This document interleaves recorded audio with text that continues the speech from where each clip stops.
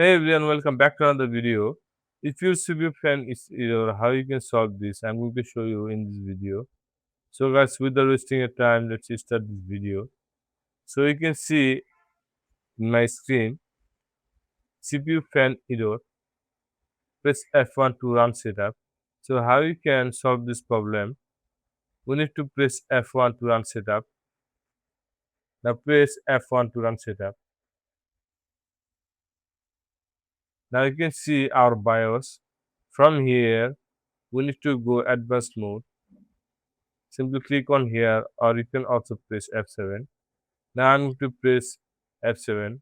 From here, go to monitor. Here you can see the monitor. Go to monitor. Here you can see the many options available. Now select the CPU fan speed and change the value from NA to ignore. After select ignore, we need to press F10 and here click on OK. Now our PC is restarting. It may take some time. I can see our Windows is loading. Now you can see our problem is solved.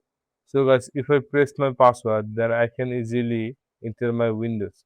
So guys, that's where you can solve this problem easily.